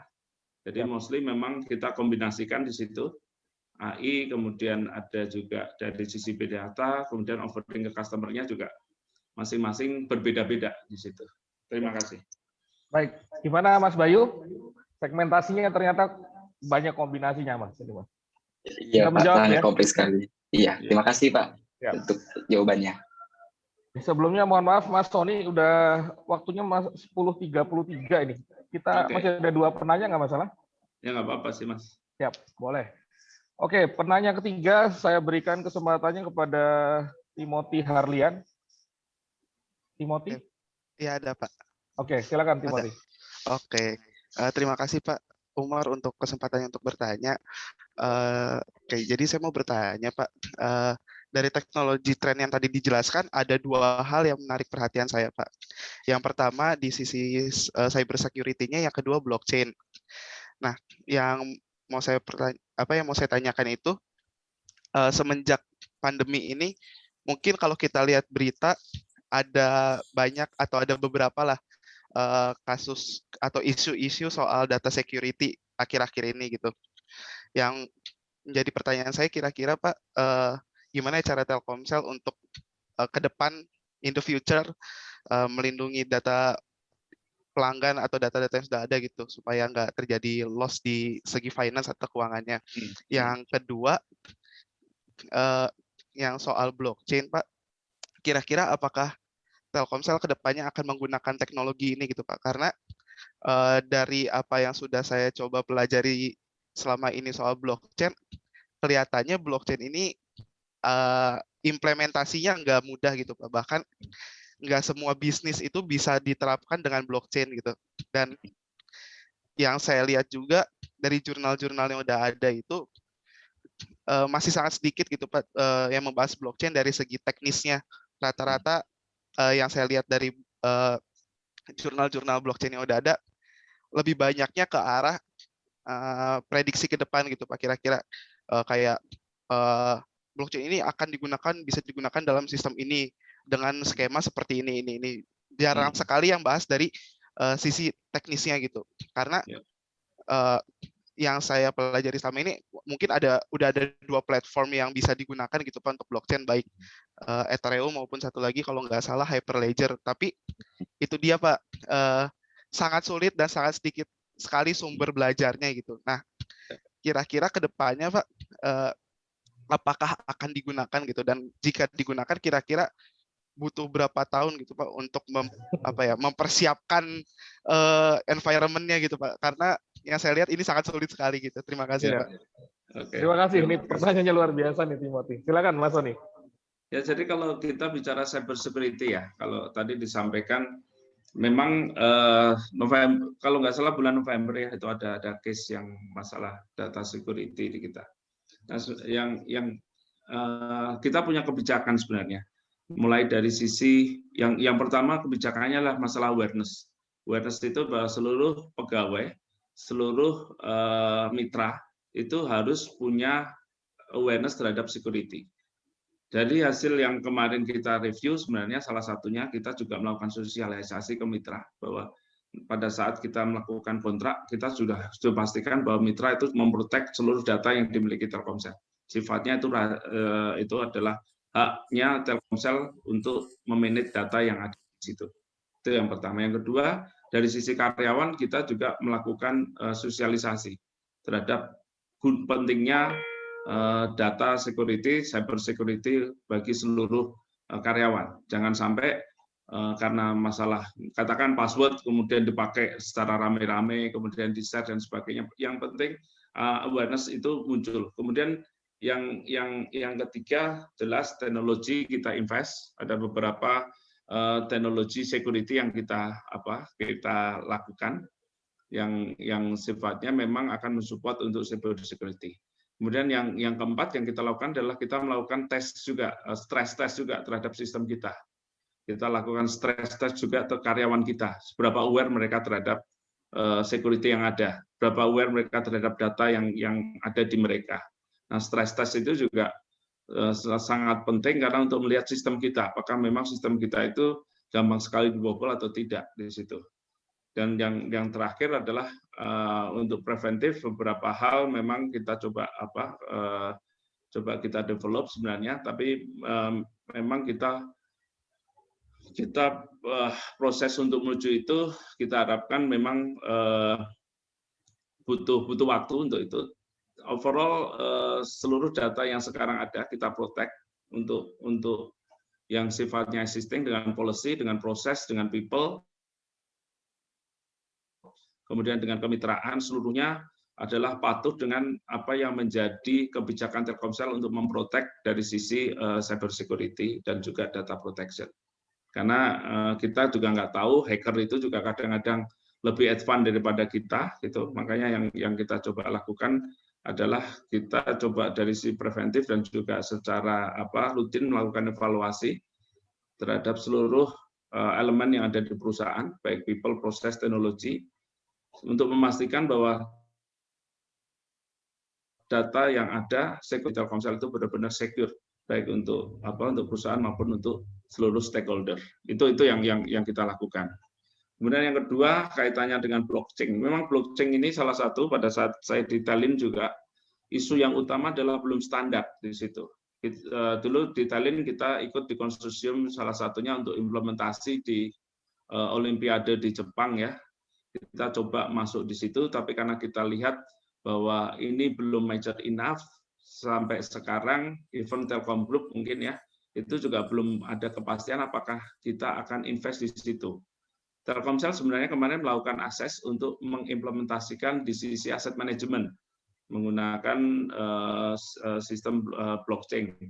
Tapi kalau saya lihat karena ini belum mature, belum ada satu kepastian untuk implementasi itu daripada hosting investment dengan segala ketentuan yang belum pasti, sampai saat ini sih untuk use case-nya implementasi blockchain di Telkom dan di Telkomsel sih belum ada gitu loh. Ke depan apakah mau invest, kita lihat lagi apakah secara standarisasi, secara konsorsium itu bisa cepat untuk dirumuskan.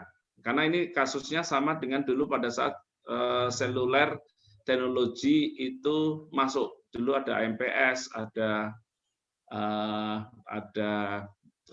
CDMA, ada GSM. Ujungnya yang punya marketing kuat adalah GSM, walaupun secara teknologi CDMA lebih bagus daripada GSM.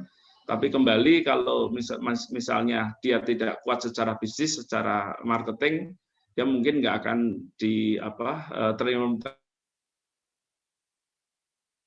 secara luas. Jadi sama dengan bukan karena teknologi, keputusannya siapa yang mau melakukan investasi di sisi marketing supaya mendorong standarisasi salah satu platform itu bisa besar. Nah itu belum ada sampai sekarang, sehingga positioning Telkomsel saat ini sih belum punya rencana untuk melakukan investasi lebih lanjut di blockchain. Mungkin itu Mas Timothy. Terima kasih Mas Sony. Timothy gimana? Sudah menjawab? Sangat menjawab Pak, terima kasih. Siap. Baik. Pertanyaan saya kesempatannya kepada Mas Cahyo Ardi Iswara. Mas Cahyo. Halo. Iya Pak, iya, selamat pagi Pak. Oke. Baik, sebelumnya terima kasih Pak telah memberikan waktunya untuk saya bertanya. Perkenalkan nama saya Cahyo Pak, angkatan 17. Di sini ya saya ada kurang lebih 2 pertanyaan Pak ya. Untuk yang pertama Pak, saya mau menanyakan mengenai melakukan gini Pak ya, pemecahan permasalahan. Nah, untuk permasalahan-permasalahan yang ada, apakah semua permasalahan itu harus diselesaikan menggunakan machine learning Pak, ketimbang melakukan analisis data yang manual Pak? Jadi contoh misal kalau kita ada data itu, misal kita contoh permasalahannya clustering Pak ya, kita clustering data pelanggan, itu apakah clusteringnya itu setiap ada data yang ada atau setiap permasalahan yang ada harus pakai machine learning gitu Pak? Jadi kan kalau clustering kan kita bisa pakai yang manual Pak ya, kalau yang manual kan nanti ada nama metode itu yang RPM itu kalau nggak salah Pak. Kurang lebih itu pertanyaan pertama. Lalu untuk pertanyaan kedua Pak, di tempat Bapak bekerja itu bagaimana Pak ya penerapan pipeline dari big data yang ada Pak? Jadi apakah data dari big data itu kan istilahnya kalau big data itu kan berarti nyimpannya di data lake Pak ya. Nah, data lake-nya itu nanti mungkin disimpan lagi, diolah lagi datanya sehingga menjadi data yang sendiri-sendiri itu ke data warehouse atau gimana Pak? Kurang lebih seperti itu sih Pak. Terima kasih. Ya, terima kasih Mas Cahyo. Pertanyaannya bagus sekali nih. Silakan, Mas Sony. Ya, ini sangat teknis ya kalau ditanya apakah semuanya akan solusi dengan machine learning ataupun dengan RPA. Sebenarnya kalau kita lihat, kalau kita akan solusi dengan dua itu akan sangat mahal. Jadi yang kita lakukan untuk machine learning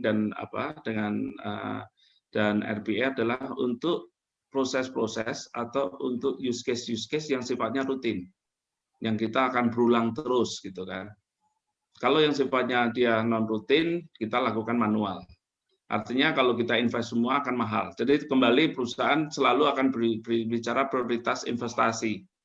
Tidak akan semuanya sesuatu itu akan disolusi dengan teknologi. Kalau katakan kita memadamkan api yang kecil dengan pemadam kebakaran, rasanya nggak akan benar juga. Jadi kita lihat porsinya juga. Kalau di Telkomsel yang kita identifikasi adalah proses bisnis yang besar, itu yang kita digitalisasi. Yang sifatnya non rutin, yang kecil, yang mungkin makanya saya kontaknya nanti kembali ke Mas Ayo apakah bisa menjawab atau enggak ya. Tapi secara prinsip besarnya seperti itu Mas. Jadi intinya bahwa yang kita lakukan adalah sifatnya rutin, besar, dan dia dampaknya juga signifikan, itu kita lakukan dengan machine learning dan juga dengan RPA. Tapi yang sifatnya kecil, yang manual, masih ada beberapa kerjaan manual yang memang butuh intervensi dari human. Di situ itu yang pertama. Yang kedua masalah big data ya. Untuk masa data lake, memang kita punya data lake yang kita ini, karena kalau kita semuanya masuk ke data yang beneran itu secara memori sangat mahal gitu kan. Nah, data lake itu kemudian diekstrak di masing-masing aplikasi sebenarnya. Karena kalau kita lihat di situ akan lebih efektif karena nggak seluruh data lake itu akan dipakai oleh seluruh aplikasi. Sehingga kalau dari sisi cost benefit-nya akan lebih terjaga. Itu yang pertama. Yang kedua, dari sisi data yang dia kumpulin melalui data lake itu juga sangat besar. Mungkin itu karena saya nggak terlalu banyak teknis, apakah bisa menjawab nggak, Mas Cahyo? Gimana Mas Cahyo? Ya Pak, boleh Pak. Nah mungkin sama nanya lagi sedikit Pak ya, yang nomor 2 tadi itu yang yang big data itu. Nah kalau di tempat Bapak sendiri itu big datanya nyimpennya itu di mana Pak? Pakai vendor seperti AWS atau Google GCP kah? Atau nyimpen secara on-premise gitu Pak? Kita sekarang masih on-premise Mas. Jadi rencana memang kita punya namanya private-nya untuk big data. Tapi itu masih dalam proses development, dalam bentuk masih tender lah sekarang gitu. Jadi kalau ditanyakan sekarang kita masih menggunakan on-premise gitu di networknya Telkomsel sendiri kita bangun, dan ke depan memang itu akan kita coba cloud-kan menggunakan private cloud atau kombinasi dengan public cloud gitu. Demikian Mas. Oke Pak, baik Pak, terima kasih Pak. Siap, terima kasih Cahyo atas pertanyaannya. Oke, barangkali di forum ada lagi yang ingin bertanya, bisa raise hand, atau mungkin waktunya sudah lewat 15 menit nih Mas Sony sebenarnya. Oke, kalau masih ada pertanyaan silakan aja. Ini Pak siap untuk ini di FTE. Oke, siap. Oke, rekan-rekan semua, ada yang ingin bertanya lagi? Kemarin saya dibisikin, izin Bang Sony sama Pak Umar, mohon disampaikan ke ini Pak Sony gitu kan, berkenan nggak untuk menjadi dosen khususnya di siap. komputer gitu kan. Ini Pak Umar malu-malu menyampaikan. Iya, nggak enak di forum besar gini, tapi ya betul. Seperti yang disampaikan Mas Rahman, kami sedang mengundang gitu Mas Sony, rekan profesional untuk part time lah di prodi teknik komputer gitu ya. Makanya ketika kemarin bicara dengan Mas Rahman dan Pak Ate gitu ya, dengan talenta dan juga prestasi yang sangat luar biasa dari Mas Sony, akan lebih baik jika mungkin bisa sharing ke mahasiswanya lebih rutin gitu ya. Dan jika memang berkenan, kami di program studi teknik komputer sangat membuka ya pintu selebar-lebarnya buat Mas Sony untuk bisa sharing lebih rutin dia di kami gitu Mas. Ya, saya sih welcome Mas. Siap, alhamdulillah. Waktu kosong gitu masih bisa kita ini alhamdulillah untuk sharing ke teman-teman. Oke, ini juga ada Pak Wadek 1 Pak. Alhamdulillah Pak, ini beliau sudah welcome, tinggal nanti kita diskusikan follow up berikutnya. Baik,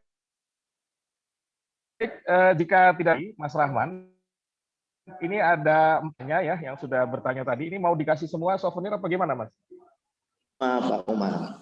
Aman ya? Oke, siap. Terima kasih semua Pak Umar. Ya, baik. Terima kasih ya. Selamat kepada 4 penanya pada kesempatan kali ini. Insya Allah akan mendapatkan sebuah souvenir yang sangat menarik dari Direktorat Karir Alumni dan Endowment Telkom University. Oke, berhubung waktu yang sudah mendekati jam 11 ya, saya simpulkan sesi kita hari ini bahwasanya dunia finance ya tidak lepas dari perkembangan dunia TIK ya. Alhamdulillah di Fakultas Teknik Elektro sudah mempersiapkan kurikulum yang lebih up to date dengan kebutuhan industri. Yang kedua, kita lihat bahwasanya Telkomsel sebagai leading ya industri telekomunikasi seluler di Indonesia sudah menerapkan berbagai inovasi terkait dengan finance menggunakan teknologi terbaru tadi ya, baik dalam hal machine learning maupun big data dan juga kecerdasan buatan. Oke, demikian yang bisa saya pandu untuk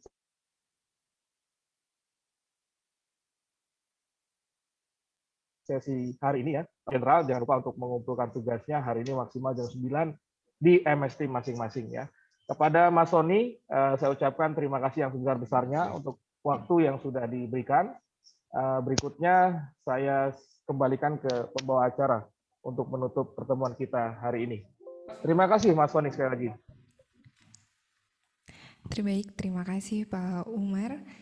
Baik, pemaparan materi sudah selesai. Kami mewakili Fakultas Teknik Elektro menyampaikan terima kasih banyak kepada narasumber kita pada pagi hari ini, yaitu Bapak Dr. Leonardus Wahyu dan moderator kami, Bapak Umar Ahli Ahmad. Insya Allah ilmu dan inspirasi yang diberikan membawa manfaat dan kebaikan bagi seluruh peserta. Hadirin dan peserta Studium General, seluruh rangkaian acara pada hari ini telah selesai. Mewakili panitia dan Fakultas Teknik Elektro Telkom University, saya memohon maaf jika terdapat ada kata atau tingkah yang kurang berkenan dalam pelaksanaan Studium General hari ini. Terima kasih atas kehadiran Bapak, Ibu, dan rekan mahasiswa. Akhir kata, wassalamualaikum warahmatullahi wabarakatuh. Waalaikumsalam warahmatullahi wabarakatuh. Pamit, Mas Sony, terima kasih banyak. Terima kasih, terima kasih. Terima kasih Bang. Mas Rahman, Umar, selamat. Sukses. Ya, mari Pak Umar. Mari Pak.